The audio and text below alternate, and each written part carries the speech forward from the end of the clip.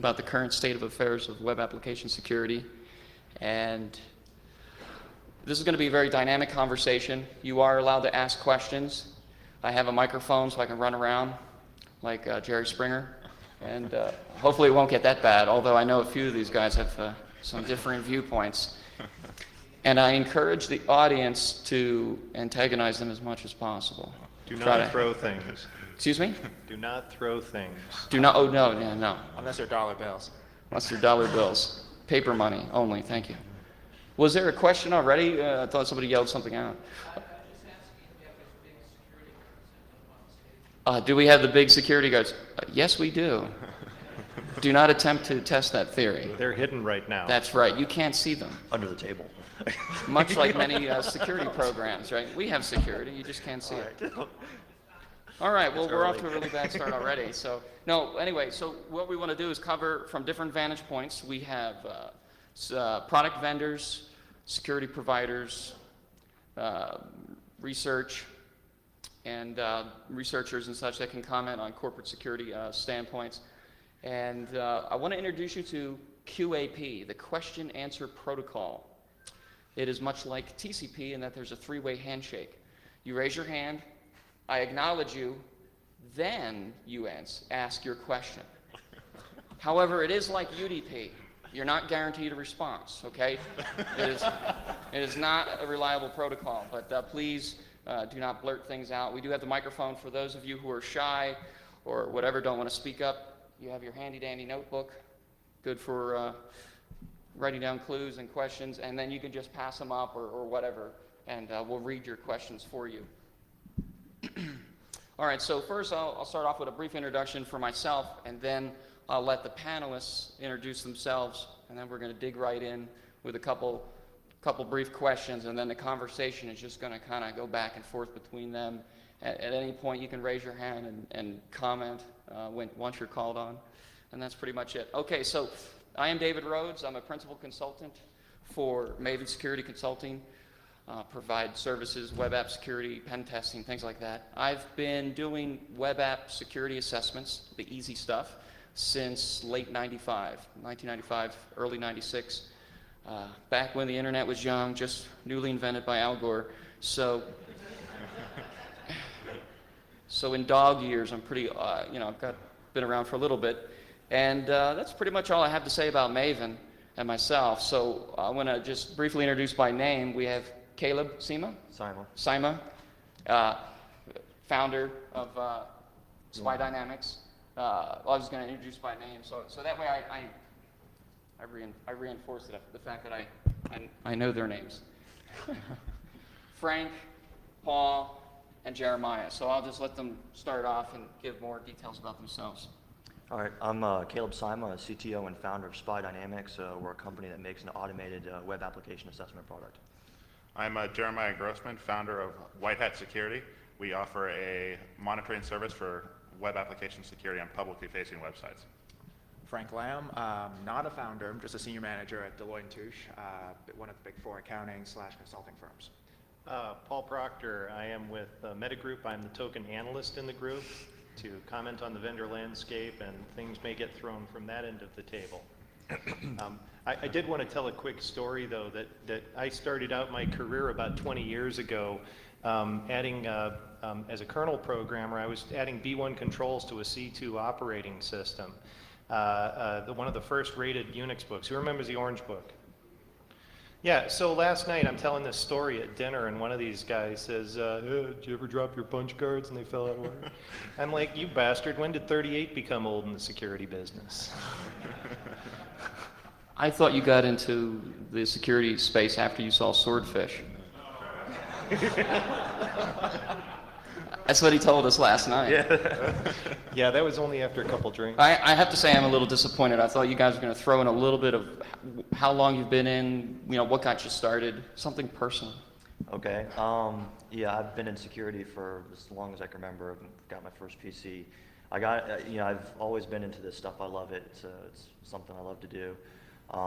So when I got into the web security space, probably around I guess 98 or so, and started figuring out the web stuff was really where I thought most of the action was, and I had the most fun. So I've been in web security for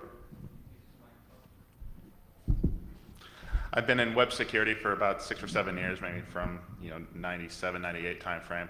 Previous to founding White Hat, I was an information security officer for Yahoo, and all I did all day was audit web applications. I had probably assessed well over 300 websites so far. And one thing I like to say about why I chose this particular career is a lot of people think you could choose a career. This career chose me. This is what I do. All right. For me, I started out as a developer for one of the larger body shops. Dropped into security back in '97. Started out at the network side. That get fairly tiring after 5 AMP network tests, I guess. Since then, it's been focusing mostly on the web apps. So I was adding B1 controls. All right. Well, no, actually, I just wanted to add that I was founder and CTO of Syntrax Security. We started that was an intrusion detection company in the bubble. We sold it off into private equity, and in 2001, well, we all know what happened, so I work for a living now. All right, thanks a lot. All right, so I'm pretty sure we're all aware of what the problems are with the space. More and more news stories have people getting hacked, specifically through their web-based applications. Tower Records comes to mind, Guess Jeans, Victoria's Secrets. That website, as the headlines were, Victoria's Secret's website reveals a little too much because it was revealing order information. So you could see what a person ordered, what size they ordered, what color. And I don't remember offhand if there were credit cards involved. But anyway, these things have led to obviously loss of reputation, but also legal consequences, because the Federal Trade Commission, in the case of Guess Jeans and Tower Records, comes knocking on the door. Oh, look, it's the government. They're here to help. No, they were there to actually not press charges, but to hold them their feet to the fire as to why they let consumer data go out. And did they follow best practice? And ultimately, the answer in both of those cases was they settled out of court and said no, they didn't, or they could have done things better. So obviously, there's a big problem. The root causes will be obvious as we discuss, as we go through this panel discussion. So where I'd like to start off is the current state of where corporations are at. What are companies doing to address the problem? Are they even acknowledging the problem? So I'll just start off with. Actually, I think Frank is a good person. Yeah, Frank and or Paul would probably be ideal to start it off. Well, from a Meta Group, for those of you that aren't familiar with us, as an analyst firm, we get about 70% of our money from enterprise clients that essentially get a subscription to us. We get about 30% of our money from the vendors, and basically the vendors talk to us to tell us what they've got. The enterprises work with us, and the main reason that the enterprises talk to us is because they want to know what everybody else is doing. So basically my world is divided up into 1-hour phone calls with people calling up and saying, excuse me, what the hell do we do about this problem? So I would say that fundamentally application security, although there are a number of tools, I'll give a vendor landscape later. Where I can actually talk about the different layers of security that are out there, or the different application layers and where the different types of products fit into them. But fundamentally, we find that enterprises are still held up by not doing the basics correctly. And time and time again, we've got people that'll call up and say something like, hi, I'd like to talk to you about what the best application security firewall is. And I'll say, well, what's your requirement? And they say, our requirement is to get an application security firewall. And then we have to dig in a little bit more, and we find out that they have absolutely no processes. They're not paying attention whatsoever to the development of their applications. They're not doing any testing. They're not even looking at security as part of their development life cycle. So these fundamental issues seem to describe time and time again what is wrong at the very basis of what organizations are trying to do. And then after they find out they've got all these problems, that's when they start turning to the tools and trying to implement those. I would say that they turn to the tools first, then they discover they don't understand the tools, so they turn to the services second, and then they call us and say, what do we do now?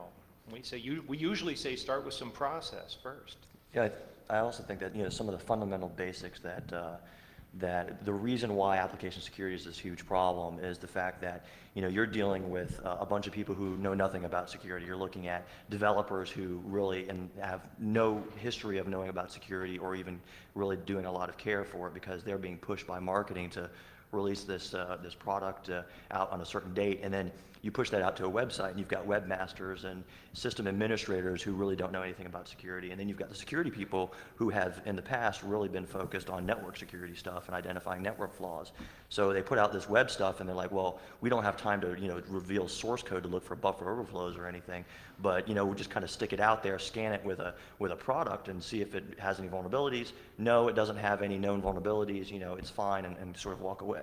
So, you know, that's where the fundamental problem started, is that you've got all these people contributing to this thing that's really this hole in your network that that people are going through, and that nobody really knows anything about the security factor of that. And that, So it's all the marketers' fault? There's a lot of things that are marketing fault. Are there any marketers here? Any people in marketing? Because I could talk slow and use small words if you It's need too, to. it's too easy. We got to sock pick on puppets. marketing. No, I'm just kidding. Sorry. I mean, I think from our standpoint, you know, I'm assuming most people have heard of Deloitte. Deloitte's an accounting firm. We also have a big audit arm, which is sort of a big word people don't like to hear. When we go to a client and look for application security, usually we go through a majority of our projects through audit, the channel. And the problem for audit has been that they have really no connection with the development group typically, or they're not on good terms with the application development group. So typically when we go in and testing, as Caleb was saying, we really are going in without, not necessarily doing the right thing. It's driven from a reactive standpoint. All right, we need to test this thing since it's already out into the internet. What do we do about it? The only thing from that standpoint to do is, all right, well, I can run tools against it, I could do pen testing on it, I can do app testing on it, but it really doesn't solve the fundamental issue. Is problems usually swim further upstream. So from a reactive standpoint, we see a lot of clients are relying on tools. They're blaming, oftentimes they blame the tools, saying, well, you know, I ran the tool said I was fine. And the people who are running these tools are not necessarily security focused. Wait, the tool didn't find all the vulnerabilities? Yes, it did. Go ahead. Well, that brings in the question then is to, you know, like sort of what my theory and concept is that, you know, most customers don't necessarily see the tool as being a complete total solution. Although what a tool what it can do is identify 60 to 70% of, you know, the baseline of what's going to be out there and what's going to be found in normal cases. So when I look at my network and I look at the risk that I'm having to take and the amount of effort and money I'm going to put into my company in security, and I say, okay, well, what's good enough for me in order to make my stuff secure? If I run a tool and I can identify what most of these script kiddies or people looking for SQL injection holes or something similar to that, and I can plug those by using a tool and purchasing it cheaply, then that's good enough for me. And that's something that I can take care of and say, okay, I've done due diligence, I've looked at my app, my web application, and this is something that I've been able to do. I can eliminate 80% of those people. The 20% I know I can't completely protect myself against, but at least it's good enough. Yeah, but that also assumes that they use the tools properly. Right. You know, they don't, you know, if I've got a secure development life cycle, that might have tools as part of the process, but what they're doing is they don't have any secure development life cycle. Some of them barely have a development life cycle, but they end up just saying at the end, you know, throwing the tool in and saying, let's see what it says. Right. So in other words, you're absolutely right if they're used in the proper context. Well, I think that's where Kayla and I agree on a lot of things, that tools are a good thing to run, but I don't believe running a tool on your website is particularly due diligence.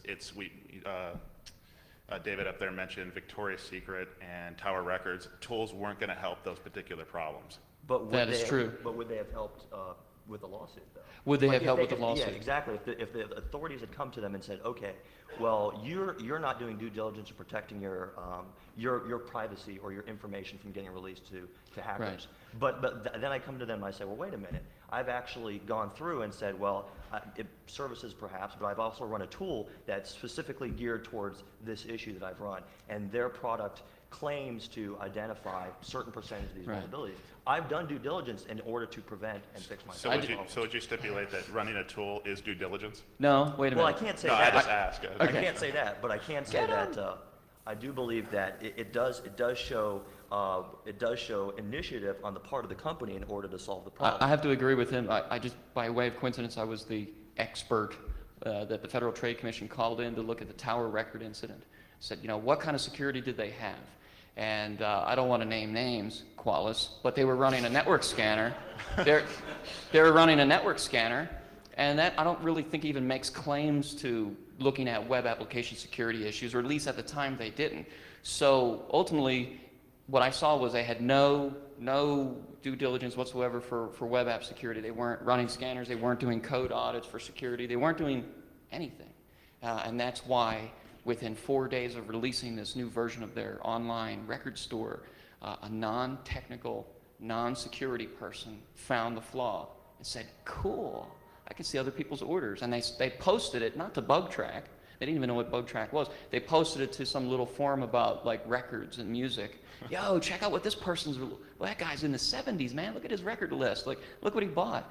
So anyway, they had no history or no attempts. If I had seen them running at least even an automated scanner or something, at least it showed that they were trying. Would it have been enough? It wouldn't have been enough to prevent the problem. But at least it would have showed that they weren't completely negligent. Yeah, but David, let's clarify also what the FTC busted them over. It was about incorrect claims in their privacy policy. Yes. And very they good. said they basically they overstated their claims of how much we protect your information. And then when the data was released, what the FTC actually took them to court over was the fact that they had overstated their claims. And then this whole concept of is running tools due diligence. Well, there's a lot of gray area in here, and you want to get to the darker gray areas where you're running enough, and that line is called the standard of due care. And the standard of due care is really something that's only decided, now you're going to love this, at the time of enforcement. So at the time of enforcement is when, the time when they're getting busted is when the government's actually looking at them, and then they bring in heavy hitters like David here to look at them and sort of set that level. And well, the government's going to make their case that, sure, you had some protections, but you were in the white area and you claimed to be, solid black and being very, very protective. And then, of course, the defense is going to pitch the case, look at all the tools they were running. So it's a more complicated discussion than, if you run tools, you're doing due diligence. Yeah, they overstated their policy, and ultimately it was a well-known issue that was intuitively obvious even to a non-technical person with no security background who found it so quickly that it was just really bad. In the end, what did They settled. In the end, what did the FTC make tower records or make them do? Some sort of nebulous thing about you will hereby have bring in the auditors. That worst punishment of all. Bring in, no offense, but Yeah, they have to meet with their parole officer once every 6 months. that's right. So they got off light. The biggest one I can think of was Victoria's Secrets was sued by New York State Attorney General's office, and that was a $50,000 fine and several agreements to do things in the future. And, I believe but it's of course, 20 years. Is it 20 years? I believe that they have annual audits for 20 years. Ka-ching. Does anybody I'm know- sorry, is I'm that a number- consultant, so I'm Is that number correct? I got to give them a call. So, yeah. But I think we definitely want to make a distinction. In the past, all this is really talking about running the tools. I think the mentality has been that we're carrying forward the tools of network testing over to the tools of application testing. I think nowadays, even from an audit standpoint, I would almost give some credit as, that there's some due diligence done by running a network assessment tool. Because nowadays, network assessment tool has evolved to a level where chances are if the tool doesn't pick it up, there aren't much left for that. The remaining 20% is a lot more like 10% or 5% in my eye, on the network level. Now, on the application level, and people can disagree with me on that, but on the application level, I think the tools are very specialized knives. It has to be wielded by the right person. You just running the tool, a clicking of a button doesn't really get you that level of due diligence because Right. applications are so different. Right, and actually what I want to talk about is services from your standpoint, and then everyone else can jump in, because you get the inside skinny on what companies are doing. They open the kimono for Deloitte, as it were, and show you everything, paint a picture. Victoria's Secret. So, what kind of services are they requesting, and are those the right priority? And if they're not, and you try to educate them, what is the reaction? We're seeing two sides. Deloitte, as a consulting company, is seeing what should be done. Deloitte, from the audit standpoint, seeing things done the not so pleasant way. From an audit standpoint, it's again very reactive. So what you're looking at is not the whole problem. You only look at the last mile of the problem. And with your hand tied behind your back, the only thing you could do is test it from almost as a user acceptance test, except now you're looking at it from a security standpoint. The application is a black box. So you're looking at it, how much can you test it? You can test it all you want. It's almost an endless exercise. The more time I have, the more likely I'll own more. Paul? How much does that cost? Yeah, endless. Paul, your customers you talk to, are they utilizing people to come in and do code review, things like that, static analysis of commercial products that they bought? Well, the services play, it really comes down to people calling up and saying, tell us the best vendor to go to for a pen test. That's the way it always starts. And I say, what's your requirement for a pen test? And they go, our requirement is to have a pen test. And can you tell the types of calls I get all the time? But when it comes to the services for penetration testing, it really comes down to how far do you go? Because you can buy a pen test for as little as, if you're a big enterprise now, for as little as $20,000. Or you can just spend money at the big four, frankly, until you feel happy. And the biggest misconception, or like Vegas, you run out of money. The biggest problem that we see with this is people come into it with the impression, and seriously, this is, again, I think most people at this conference are on the brighter end of the curve, but I get the calls from the people who basically got the money, they don't really understand what these things are, and they say, I got to spend this, I need a pen test. And what they think they're going to get out of a pen test, be it application or network, and by the way, most of them are thinking network when they come into it, but sometimes when they tell me about the apps, I point them down the app path. What they think they're going to get is they're going to secure themselves by getting a list of all their vulnerabilities, then they're going to close all those vulnerabilities, then they'll be safe. So I have to walk them through the fact that basically the first thing that a service is going to do is run the tools, and then they're going to pick of the 100, 200, 4,000 things that it finds, they're going to pick the ones that they think, sorry Frank, that they think are most easily going to be exploited, so that they can demonstrate that yes, there are things that need to be exploited. We actually got in, whether you're doing capture the flag or black box or whatever, and they find certain things, and then they pop out of it, and they say, well, we can spend more money to go after more of these things, but really what we've shown you is that you're vulnerable. And that ends up being the ultimate value of a pen test, is to show you that you're vulnerable. Yeah. It's not to close all the problems. Absolutely. So the big problem is the misconception out there in the market that that's what they're for. And when we explain it to people, then we start talking about how much you should be spending on pen tests. And I actually had a guy last week who called up and wanted a pen test. This was a major bank trying to meet a GLBA requirement, and they had a requirement in their plan that said, we are going to run a third-party pen test every single year. And I said, well, what types of things do you need out of this? A report? It doesn't matter. We need a report. We said we were going to do this. So no one's ever come to you and said, oh, we want to have our source code reviewed to make sure it was developed securely. You know, That's not a service anyone's really, No, no, no. I mean, It- up here, it, I mean, it I'll actually is, ask but you. I got to tell you that the people that understand that stuff don't usually call us to talk to us about those things because they have their favorite providers for doing those things. Rarely do we get the. Let's put it this way: a pen test is something everybody's heard of. You can read about it, and they'll come to us and say, "Hey, what's this pen test stuff? We need to do it."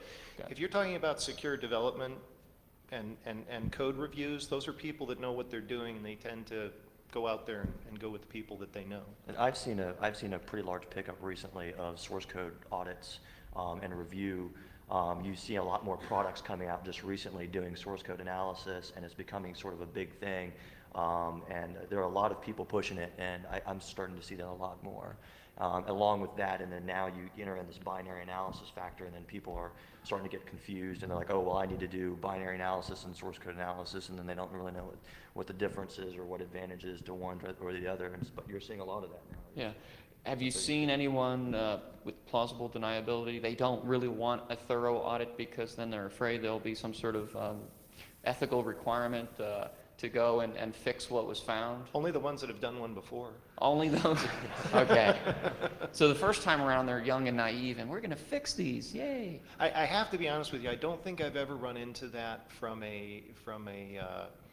being proactive. People don't really worry about the plausible deniability aspects. That they do worry about it on say the pen test angle, but on the code review, they're usually doing that because they're trying to become proactive and take care of the problems. Chairman? I run into that, I won't say too often, but I run into it in small and mid financial institutions, especially ones with a number of websites. When we explain web application security to them, and they say, well, what kind of results are we going to expect? And to make a long story short, 5 to 10 vulnerabilities in the average website, and they start calculating in their head if they have 10, 20, 30 websites, and it's going to take X amount of hours per vulnerability to fix. They go, wait a minute here, this is going to take a whole lot of time, and if we know about it, we have to fix it. So let's just wait on this a little bit until we figure it out. All right. I do agree on, yes. the source code, we're definitely seeing more of it. People are talking about it, but I don't think it was from a plausible deniability standpoint that they shy back. Usually we get it from the wrong angle. So you get it from someone saying, well, we need a source code review because now, that's the next new buzzword to go by. Everyone's That's going right. for it. So what we have is now, well, instead of looking at my giant application, why don't you look at these couple snippets of my code? And looking at snippets of code doesn't really get you a whole lot. And so from the person who initiate these projects, who's saying, well, why don't you just look at the interface here, the API is over here. The development cycle, the development group actually comes out and say, well, that really doesn't buy us a whole lot. For this to really make sense, you have to understand how the access permission get propagated throughout our application. So, we've seen that, and then as soon as the person who initiated the project heard, well, if you have to look at all the code, then they start shying back. I see. So people have the right thought process, just the money becomes an issue. And the tools, I think that's one of the reasons why the tools are proliferating right now. Well, the tools are sexy and easy to understand, and At least nice little with the box. Pie charts. I mean, It's all about the we pie saw charts. what It you is. know. That's It's why. about the pie That's why we charts. put them in We there. we all saw the movie Hackers, man. We know, all the scanners and stuff. And actually, our tool, if you download and use it, you have all sorts of Greek graphs and 3D characters. 3D characters, little Yeah. dinosaurs and stuff. Yeah. Hacking it's by AutoCAD. yeah, right. But the market, Hacking by I think, AutoCAD. is the main thing that's holding back. I would not go so far as to say these tools are mature. As a matter of fact, I would say, far from it. But do they provide a value? Yes. The biggest thing that's keeping people from using these things is they don't understand them.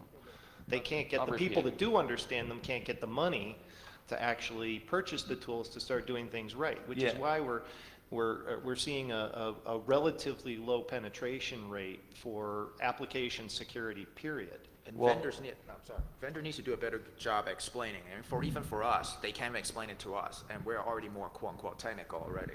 I think right now the way that their products are working is that what I like to tell people is that we're at the current state and the way the technology is that we're finding 60 to 70% of the low-hanging fruit and the normal things that would take mundane person such as yourself going through and doing. But there's always going to be a 30% that has to be done that's manual, because you're not going to find the real stuff, the real meat of application security problems. Did you just call him mundane? I'm sorry. The mundane stuff he has to do in order to, like, you know, for instance, if you're going through a big application, you don't want to go through and check every single parameter in an app for SQL injection. That's not something you're going to do manually. But with a product like ours, you let it run and it will go through and find SQL injection automatically on most of those parameters. So it eliminates that and gives you a nice top view of being able to say, okay, well, here's where I need to go, and here are some of my highlights in this application. The rest of it, you're going to have a 30% manual type of thing. We got a question out here. And I think- by the way, the 30% that he's talking about, that's again what's holding them back, is the tool doesn't do the 100% that they need to do a thorough job. So if they can do the 70%, they don't have the skills in-house. So now they're looking at a services and a tool play. And But it never will. The tool will never reach 100%. well, Yeah. Especially when you have a lot of false positives, right? Yeah. Woo! Okay, hold on. We have a question. Go ahead. What's your question? That's for the mundane statement, by the way. I suffer through audits every year. And so what I've seen from our annual financial audits and our financial systems audits, which go by the fiscal, because that's the way the federal government works, I don't see where it's going to really help this problem a lot, because the people we see coming in from PricewaterhouseCoopers, KPMG, you know, the Big Four, Deloitte? Zing. Not on there. It was out of it. matter of time, they'll win the contract eventually. They aren't gonna look at code. They're there for a very set period of time. They got a month or two to work on this. They want a lot of process and paperwork, documentation, what do you have in place? I don't see how it's gonna, they're not gonna look at source code. And the people they're bringing in are generally young account, 23, 24-year-olds. Script kiddies. Go ahead, say it. No, senior person on the team is a 24-year-old senior. His, I don't know if age really has a lot to do with the quality of work. I've gotten but- that. Well, if you're a CPA, it does. Maybe, yeah, maybe it's your CPA. Let me I was touching a sore let me spot. put a quick defense against that one first. There's definitely a distinction between what we do for audit versus what we do for consulting services. These things shouldn't be part of your audits, what our view is. You know, now bear in mind that I'm not from our audit side of the company, so that might be easier for me to say it. I mean, yes, I understand exactly what you're going through. You know, a lot of those things, what we call general control review, you know, general computer audit, they're not technical audit, they're not application oriented. And the problem, that is really the problem, that people are seeing it, well, let the auditor deal with it. Well, the auditor doesn't have access, first of all, the technical knowledge or the access to what should be done. So some of the process stuff you see, if done properly, that should be the starting point for the security. All right, over here. This guy was over first. What's the question? I had a question about what you think the value is of educating developers not to make a mistake to begin with versus the testing and the tools and so forth. You made a comment up there earlier about people not being able to understand the tools, people not getting the funding there, but is that really the best place for the funding dollars versus educating? Right, right. To rephrase his question, developers, developers, developers, developers, Anyway, you're absolutely right. Well, I'm leading towards that. You know, we're starting off with so I'll get back to that question. Was there another question up here in the front? It's kind of related.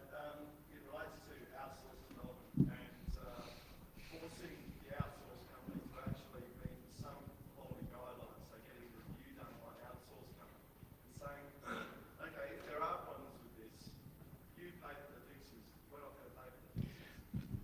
Quality standards. Yeah, The that's tools help. that's a big Yeah, one. yeah, in an outsourced world, yeah, absolutely. We've got testers who test things work right. We don't have testers who test things work wrong. To make things work wrong. Right. User acceptance test. Yeah. We don't go and test things that work wrong, we just they work right. So from a code review perspective, that's what we would want to know. I think one key point though, anytime there's outsourcing, money is always the issue. And usually it's the cheapest one wins. So cheapest ones also mean, you know, outsource, you know, security, afterthought. Just a quick word. You would want to define your security requirements in the contract so that whoever's bidding against it understands they're going to be held responsible for, you know, but you need a security policy first. What are you going to secure against? What? Secure? Totally secure? Right. So you have to define it. You could say in your contract guidelines with your annual security assessments of this application, any bugs that are found, we didn't scope into a development. I have a brief little story. I have seen once recently a large aerospace consortium came to us and said, all right, go do this pen test for a collaborative environment where the engineers are going to be sharing schematics and such. They actually got the software vendor that they bought the product from. This is a hundreds of thousands of dollar piece of software because it did everything. It's a collaboration environment. They had them pay for the audit. They said, well, you know what, we're not going to buy your next release or whatever. And so when you're a 400-pound gorilla buying very expensive software, it's very easy to get perks and stuff added on. Just FYI. Anyway, there was all right, so if there are no other questions, I want to kind of move on a little bit where you guys, if you have any pressing thoughts, hold them. In regards to services, and Jeremiah and Frank, you guys do a lot of audits and such things like that. You have a whole posse, an underground layer of guys that just bang out web app scans and audits and security assessments. When are people asking you to do these assessments with respect to their life cycle? It's already in production, isn't it? Mostly. The latest trends that we're seeing now is in a web application environment, since we target production websites more than anything else, we feel that's where the rubber meets the road. Yeah. And usually there's a production environment and the staging or development environment, and we'll do all our testing, all our hardcore testing on the development environment as it's going, and perform periodic reviews or periodic scanning on the production environment, because they're not always exactly the same. Right. That's the trends that we're seeing out there right now. And doing the staging environment protects you from disrupting production systems. Exactly. We're saying production systems. Major applications, they don't want to spend the money building a secondary infrastructure, so. No, I meant we're in the life cycle, though. It's like as in our online banking. Once it's rolled out. Once it's rolled out. So we're actually testing on the production system, but we get the 2 a.m. to 6 a.m. testing windows. We have lots of those as well. My first audit for a very large bank years ago was we were going live with our online banking. What are you doing Sunday night from 12 to 6 a.m.? Because we're going live at 8 a.m. And there I was. I can't tell you who it was, but this is years ago. So it was kind of funny, you know. And then later on, 2 months later, when we did another follow-up, we found a big gaping hole. And it's like, oh, that was there the whole time. I guess 12 to 6 isn't enough. You know. This audit powered by Jolt Cola. You know. All right, so you're not really seeing anybody asking for it in development or in user acceptance testing before it goes live. I'm starting to see that, surprisingly enough. People are getting a good. We do see them, but it's always at like the last tick mark they need right before either right before the cutover, but it's not the majority. We're the validation guys, the third-party auditors. We come in after the fact. Yes. We see a lot from a product side, though. I mean, all of our customers are asking how to push it from production into development to QA. So every single customer that we talk to, anytime they do a scan of our product or something like that, the first thing they do is meet with the developers, meet with the QA, and they ask us, how do we get the developers to do this and how do we get the QA to do this? Right. I mean, that's one of the uses of the tool is to bring it in to test as you go. Well, and I think the point was made earlier about the fact that this stuff doesn't ever make, that it's two different groups. You know, you got the security folks that care about security, and they've got one tick mark in the development life cycle, and it's at the very end, 2 hours before you go live. And the thing is that if you try to get the developers to actually address this issue, they're in a different group, and they are rewarded based on their ability to get things out on time with as much feature and functionality, and that culture is not going to change anytime soon until those people start getting rewarded for having not bug-free code, meaning the feature doesn't work, but vulnerability-free code, and developing those types of metrics. You're not even going to see the beginnings of that cultural shift. I also think it also holds to the fact that developers are generally, in my opinion, it's hard to do security in an application and code it properly. And I think that if there's a way for developers to help them do something securely, like today, solutions to web application security problems are always giving the developers more work. I either do an audit from you guys, and you guys turn over a list of problems developers have to do more work on. I run a report against a product. I turn over a list of more things. Source code analysis. Source code analysis, same thing. I find all these points, I give developers more work to fix. And I think when we come up with a solution here that helps developers code more securely, that's when you start seeing that start changing. Because then it becomes a requirement, and developers are still going to not like it. It's not going to be something they want to do. But once you can start giving developers a way to ease the security implications of being able to do this, a much easier route, I think that probably will help a lot too. So this kind of ties into the comment earlier about, I mean, I would have to agree with the question was kind of a leading question, almost like I don't know how you could disagree with it, is ultimately we have to get to the developers early while they're still like in kindergarten, you know, and teach them to, you know, do things right. And that leads to training, you know, send them the black hat, no. And I don't get any for saying that, but, and standards and secure programming guidelines, where are these? Go ahead, you were going to comment? Oh, I was just going to say, you know, I think ideally that's great. I think that giving developers education and training them early is the right way of going about doing these things. But you're looking at, you know, millions and millions of developers today Yeah. that are coding these applications that these companies don't have the money or the time And to the go code's through out there. and educate these developers about this. And the code's already out there. So. Right. Well, I mean, even then, they just, you know, when you go to a large company, plenty of customers I've talked to deal with this, and they've got 1,200 developers, and each of them are groups working on separate pieces of this app, and they're like, sure, I understand the theory and philosophy of educating developers, but it's just not going to happen. It goes, we don't have the money to send them to training, and we don't have the time. We need to get these problems fixed now. How do we go and do that? Right. I can't sit there and hand over all of these bug sheets to these people, and that's why developers are pushing back, because they're saying, you're giving me all this work, and I've got deadlines I've got to meet. It's just not going to happen. So, I've got a meta group thing here that actually talks about the costs at 4 different phases. If you catch a bug in design, implementation, test, and post-release. Microphone. Design, implement, test, and post-release, the variable costs or the incremental costs. If you catch a bug in design, that would be your unit 1.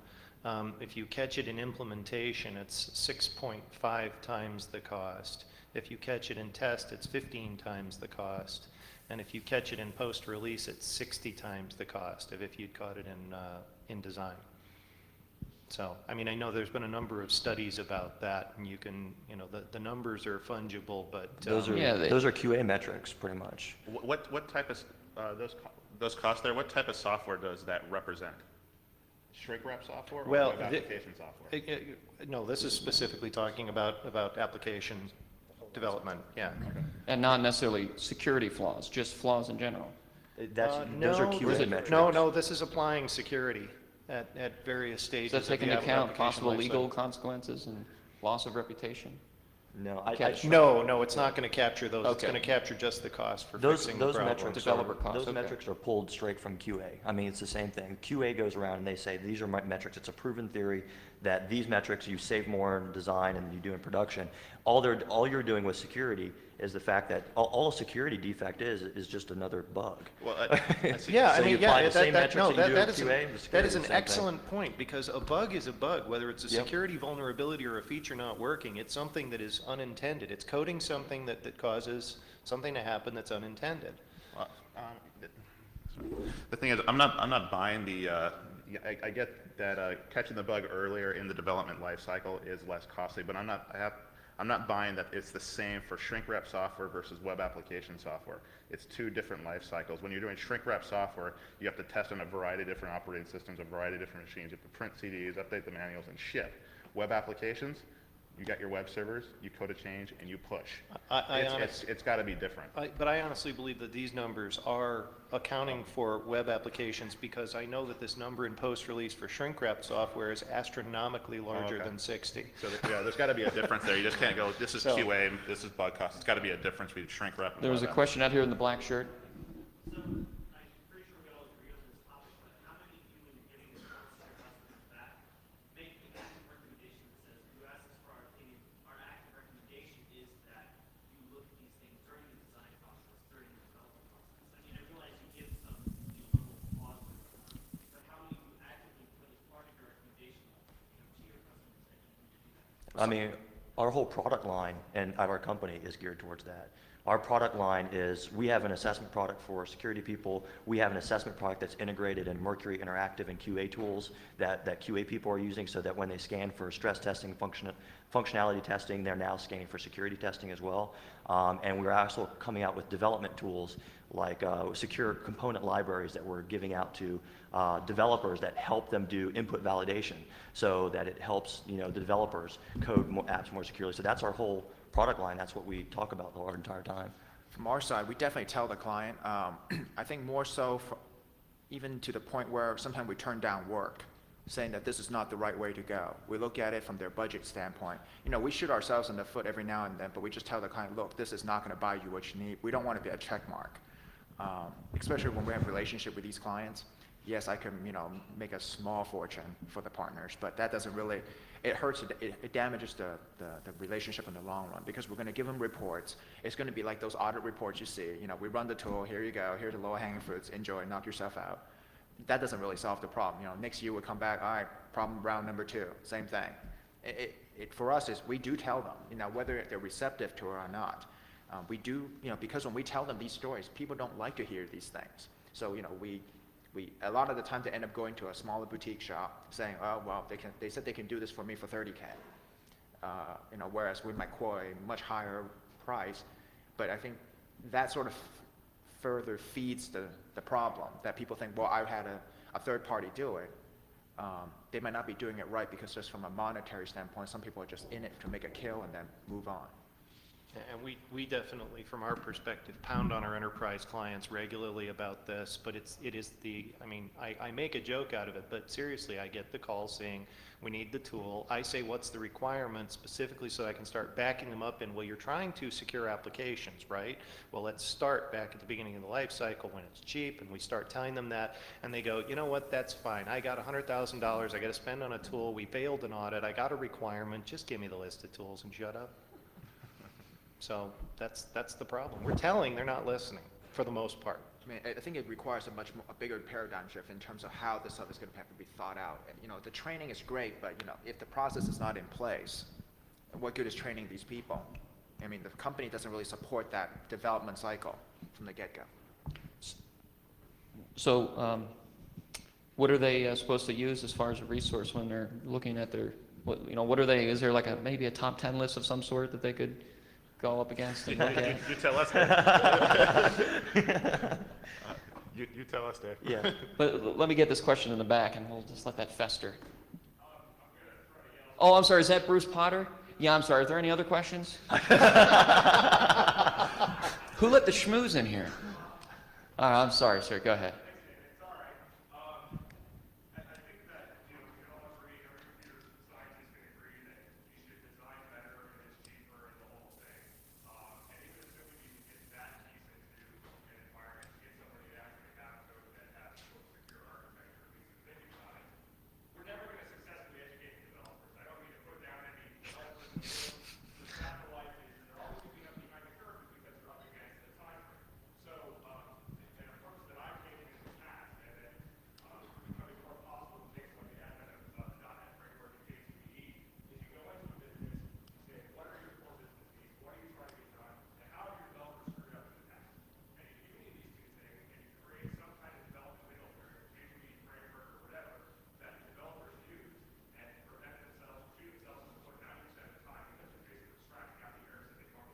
Mm-hmm.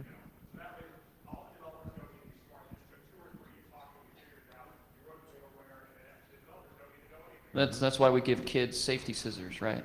Okay. Right. Well, you raise a really good point that web apps, for the most part, until the emergence of these frameworks, it's been the wild, wild west. Do whatever you want, do it as quickly as possible, and get it out there. So that's an important first change. If you look at the way shrink-wrapped software, has been developed in the past, that's certainly become more structured, at least in some companies. That has not been possible to put the types of controls around it. So now it is. So we're at the front end of the cycle for training people to be better. I'm not sure I agree with you that we're just going to lay these frameworks over it. Don't train them. They'll, Well, it's a combination. It's a combination. Right. Right. Yeah, I mean, if you, again, you're going to take a look at the scenario of you've got 1,200 developers, you need to fix problems now. What's the easiest way in order to do that? And the easiest way is to do that is to make it easier for the developers to do it securely. And so you need to have some sort of component or framework, like he was suggesting. Like, for instance, when you talk about web application vulnerabilities, my theory is that 80% of all web application vulnerabilities can be completely demolished and vanished by developers doing a single thing, and that's input validation on their web apps. If they look for a social security a number or a phone number, and they expected it and they didn't do anything, and then they accepted it in, you can eliminate a lot of these vulnerabilities. And if you create a framework or something for these developers to use, it's easy for them to do things like input validation, then you can help solve a lot of these problems with a very little amount of time and a little amount of resources in order to do so. Well, even if developers were perfect, they're still, you have to actually implement something and configure it, and stuff happens. So. And there's also different solutions. If the solutions are different if you have existing code versus code that hasn't been developed yet. Training is good for code that hasn't been developed yet, but as Caleb said, if you have to get code fixed now, there needs to be a different solution besides education. And I guess we should state clearly that there is no such thing as secure code. I mean, you're never going to be at 100% no matter how hard you do this. I write We 100% can't even get the secure stuff code. to work, let alone be secure. We were talking last night about buffer overflows in Hello World. Right, that's right. All right, were there any other questions? We're about to move on to something slightly different, but yeah, go ahead.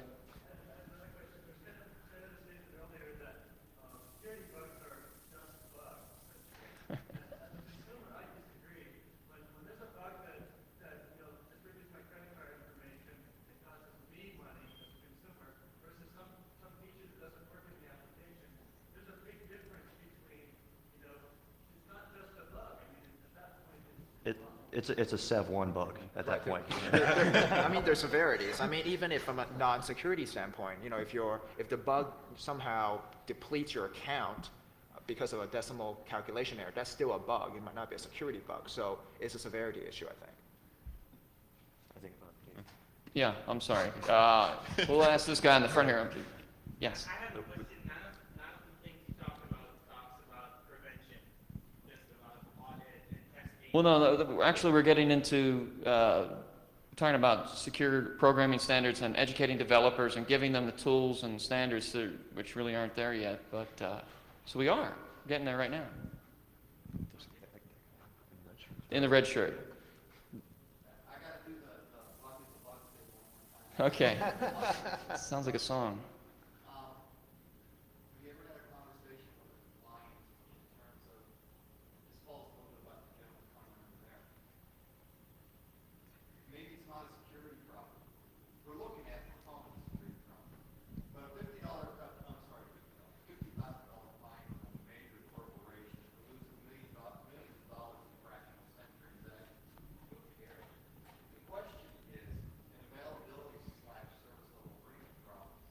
Because if they lost their web server for a day, how many e-commerce transactions, if they just shut it down, they couldn't control this guy's credit card number anymore.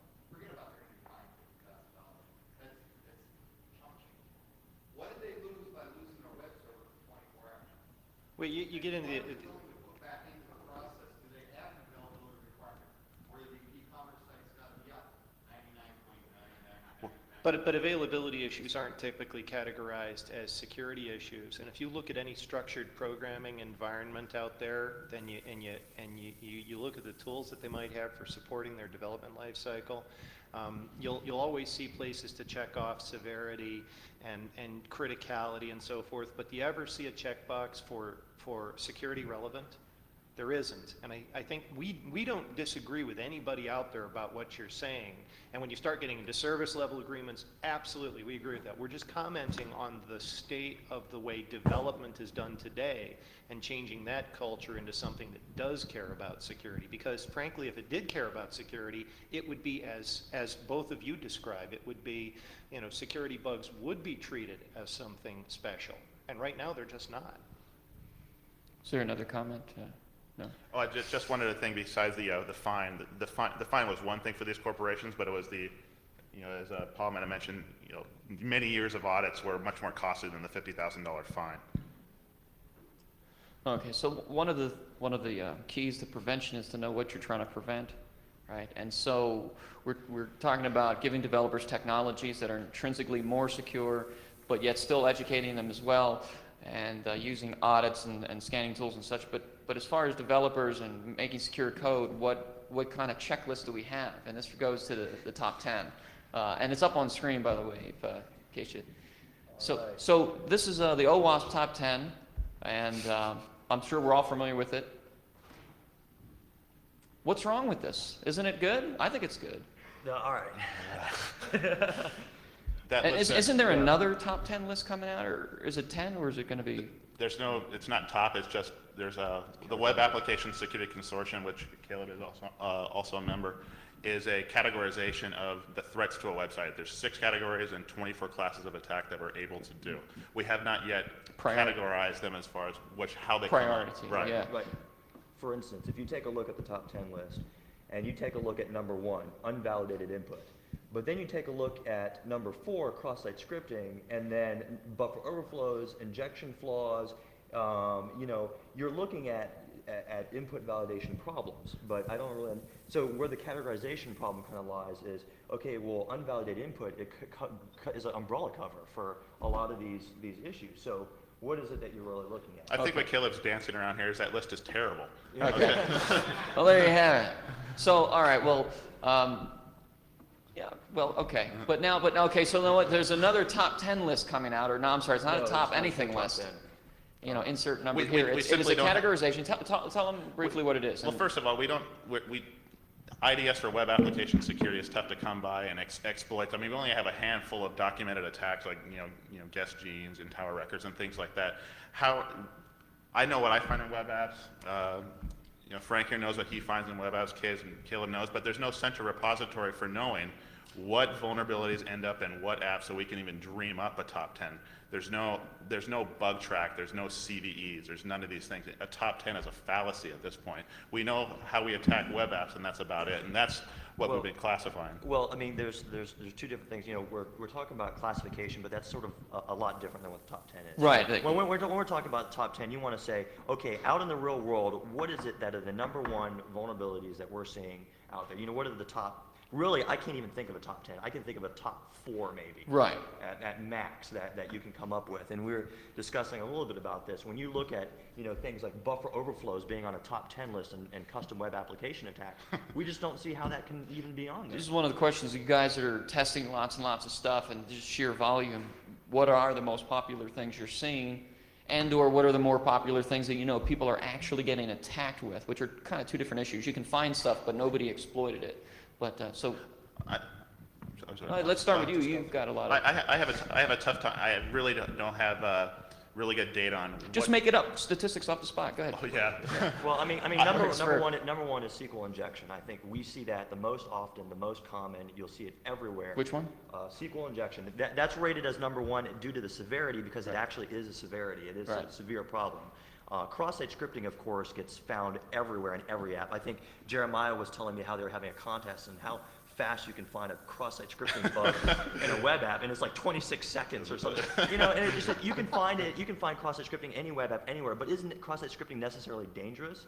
Is it something that really It is to the end user. cross-site scripting to exploit client vulnerabilities. right? It is more severe than most people generally. Well, But the fix is the Firefox. All right, go ahead. Right, well,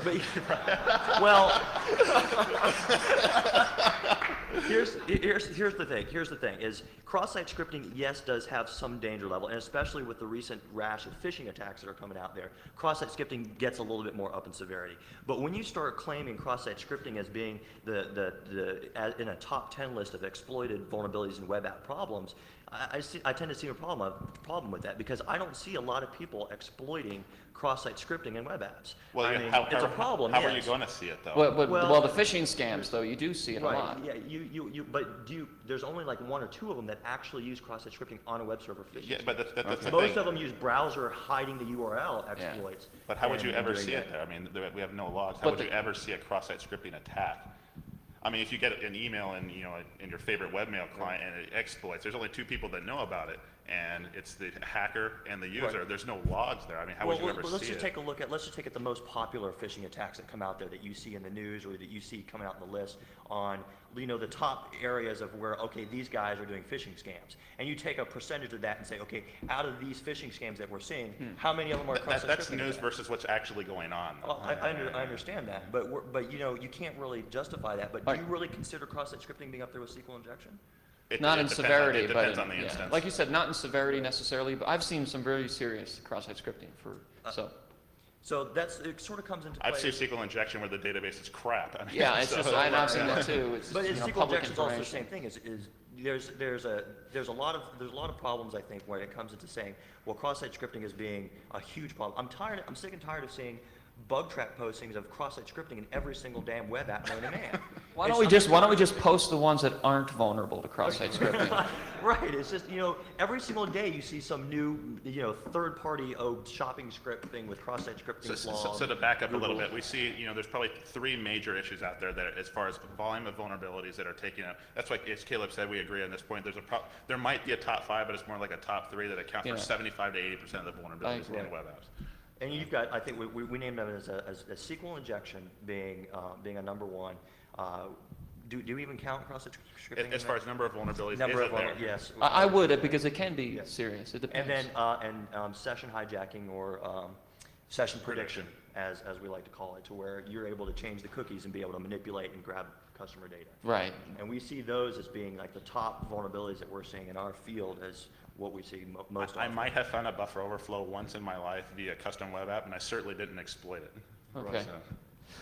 So- One of the comments or recommendations would be don't roll your own session management, right? Somebody mentioned that the other night was, are you seeing that more and more, that people are making their own session tracking mechanisms rather than using what's built into Tomcat or Yeah, I something mean, like that? folks, stop coming up with like special cute way of managing your own sessions. I've seen session cookies that are just horrible. I've seen someone squaring the system time. I've seen for a healthcare, a cookie that can have your social security, your primary doctor, your customer ID all rolled in Wait a with minute, a 4-character shift. Was that for a 401k provider? Not a 401. It was Okay. for health benefits, which is even Okay. better. All right. And then Just when wondering. you I've confront seen them, that too. you know, and this is where I think that training thing comes into play. We confronted them. They said, well, our cookies is encrypted. I'm like, what is your definition of encryption? Well, you know, Left it's not. shift? Yeah, apparently it's not clear text. And we're like, well, it's a 4-character shift. And they were like, well, you know, normal people wouldn't see that. And obviously you guys are technical, that's why you guys picked it up. And we were like, well, okay, but it's not that difficult to see. And their view is, well, if someone who's this technical actually finds this out, they obviously should be attacking banks, not, you know, healthcare providers. So, I mean, it's just the awareness concept. It baffles the mind. But please do not create your own session. Or if you do, come up with something a little bit more complex then. Triple base 64 encryption. Double rot 13. Something with an acronym would be nice. Do a 5-bit shift, they'll never expect. You know the reason why we see a lot of that, and when we talk to customers a lot of that times, is the reason why this occurs is because they had a base application that was coded this way a long time ago, and they've built on this web app with newer technologies and newer things that included this handling, but that session stuff just never got turned away because it was the core of their app, and they just kept building on it. So they've got this, you know, this app that they've just kept building on and building on. They've never had time to go through and fix it because that would break everything that went through. Well, I think it's also a certain level of elegance. I think people are, you know, programmer likes to minimize, reuse as much as they can. But session ID is not something you should be sharing its purpose with anything else. You know, session ID should be just that. You know, session ID shouldn't embed data fields, and there's absolutely no reason to. There's plenty of fields you can go with. You can create new additional things to deal with, but not on your sessions cookies. All You right. feel strongly about this, Frank? Do we? I've been beating people. Wait a minute. It doesn't matter though, because they have an application firewall that'll protect them. Yeah. Don't even start on that one. All right. What? Okay, right there. Question about sessions across multiple web servers, single sign-on. Do you have any recommendations for that? integrates single sign-on. The only thing I've seen people using single sign-on is literally to consolidate user IDs. Anything above and beyond that is complete waste, which is unfortunate. If you think about it, once you have built a single sign-on infrastructure, you should be able to leverage it from an access permission within your application. But rather, all I'm seeing single sign-on being used is literally the front end authentication only. Everything behind that is surrogate accounts, no accounts, everyone see everyone else's stuff. So once you get past the first single sign-on, the rest of the value proposition of single sign-on just completely wasted. So once you log in, great, now you get your regular web screens. Well, then you just start flipping your user IDs around, up and down, shift it up and down, and you see everyone else's stuff.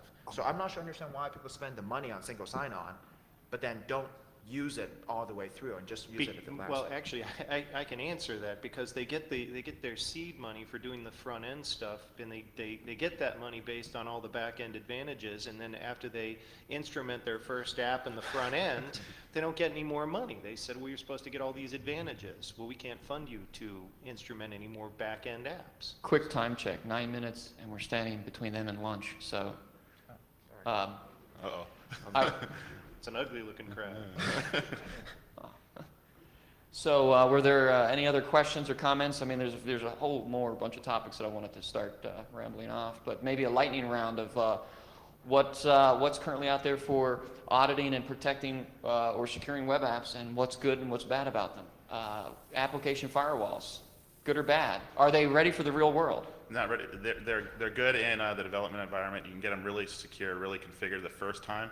3 months later, if they're in block mode, actively blocking IPS mode, they get really difficult because the application changes and the rules of the firewall have to change with it. So in a normal case study situation, the application firewall will be turned off and simply go into logging mode, and that's usually how I see it play out. Does anyone here have a bad experience with app firewalls being hard to configure? Nobody. Well, there you go. How many people have an app firewall? What that's do a you? good topic. You're the analyst guy. Is there a big market share for this? I've only encountered one customer, and it was this little rinky-dink customer, which you wouldn't think they would have all this elite hardware, and it was like bulletproof. And it's like, by the way, nobody wants to hack this anyway. So why are you going through all the trouble? They had intrusion prevention and everything. In a word, no. I mean, if you want to get to ultimate layers of security, it's something you can add. I think that they have incremental value, but they are hard to configure, and they're costly, and that's why they have such low penetration in the market. App scanners, the end all be all, right? They just, right? 4-step methodology. Don't ask me, Well, because yeah, Four-step. jilted. So. We got the big four's 4-step methodology, right? Point, click, print, and invoice. So, or no, wait, That's what first I'm you interested in. invoice, then you point, click, and print. There you go. Hey, David, let me do my 8-layer model here because this kind of explains all the different areas where you can throw security in there. We've got we actually divided up all the layers from web services down for applications. Is this something that you can put somewhere or whatever? You know, we talked about that beforehand. I'll just read it off. If anybody wants it later, give me a card. But basically, we start out at the top with service composition, where you've got web services choreography, coordination, reliable messaging.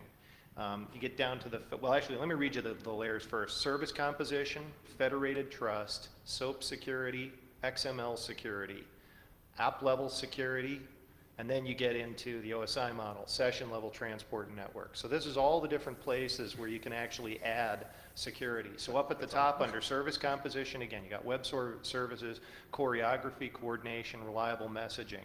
When you get into federated trust, we're talking about, now by the way, this is different tools, techniques, and standards. So we've got the Liberty Alliance, MS Passport, SAML, and Web Services Federation. Down in SOAP security, XKMS, Web Services, Secure Conversation Policy, Security Policy, Trust, Privacy, and Authorization. Wait, what was the question again? I've actually forgotten. What are you describing? I am describing all the different layers in applications where you can add security. Okay. Go. Do you want me to stop? Yes, I would. I've totally, well, I'm trying to think, what would the takeaway be for the person in the audience? And they're like, hungry, must eat. So, Well, you know what? Let me go to a much simpler one. I'll tell you Was where that- the vendors are. yeah, last round of questions. Come on, you got 5 minutes. The same people are asking questions. It's good, I guess. The rest of you are mooching. All right, you're in the front here. It was mentioned before that there's a possibility to create a framework for input validation type stuff. Yes. I'm not sure I agree with that. You don't. Input validation is a fairly specialised thing to do perhaps.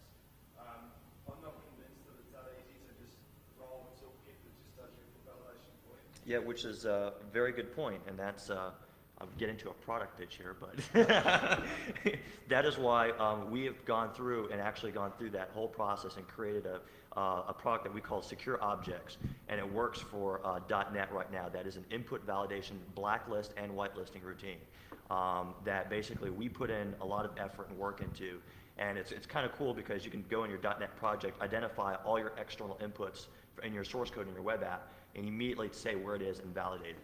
But you're right, it's a difficult thing to do, but it's something that seems to make sense to me. So that's something that we created to sort of help developers go through, it's .NET developers right now, and actually use it to validate their input properly. And The that's way I probably see why it it- hasn't been done. The way I see it can't hurt. Right. Good.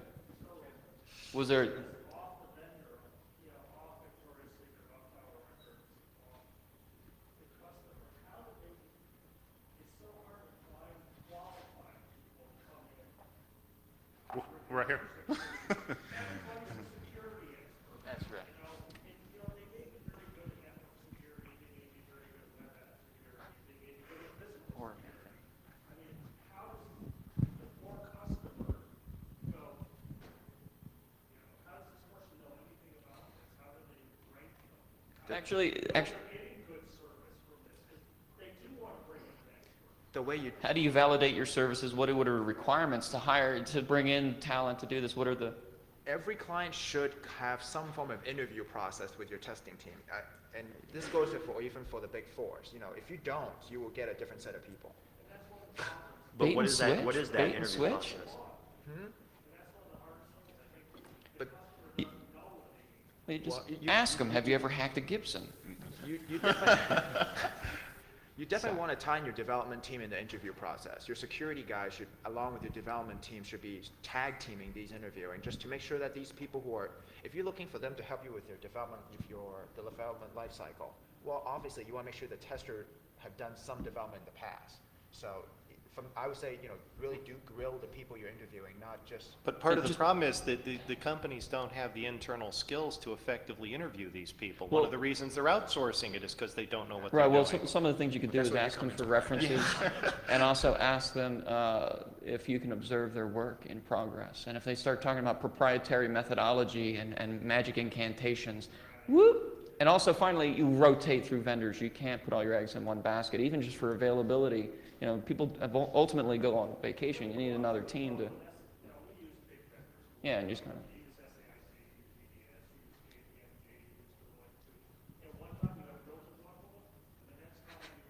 Yeah, it all depends on the skill of the team, and what we recommend people do is just make sure that the people they put, it's the old bait and switch. They'll put in 5 people with extraordinary credentials, and then you will get one of them for part-time, and then they'll bring in a team of 10 other people to do the job, and doing these things at their offices where you're not sure who's doing the work, so you got to get firm accounting of who's working on what, and you got to make sure that you get the people that they put in the. And I think one of the features that a lot of the consulting companies are giving that most people are not taking advantage of is some form of you're invited to sit in on the testing. So you get 2 sides of it. One, you get to learn from these Yeah, people. transfer of knowledge. And second, you can keep an eye on the quality of people you're getting. I mean, if you're getting people who are like 20, nothing against age, but if you're getting 60 and 70. What is this age thing, man? No, I'm just saying, but if you're seeing someone who's obviously not qualified for it, there's no better way than take advantage. I think every vendor I know has that, if you ask for it, they might Yeah, not you have to voluntarily. ask. There's You a do very have to simple ask. answer to this question. If they have a CISSP, they're good to go. All right, let's not get into certifications. All right. Don't start with me. I'm still a couple box tops away from my certification. So. Actually, what you need to do is, if they're dressed well, get rid of them. Referrals is also another good way. And dress as well and make sure All right. But, are there any other questions, or? It's time for lunch, folks. I mean, I don't mind sticking around, but, you know, the camera's going to be shut off. Thank you. Yes, thank you. Thank you, everyone.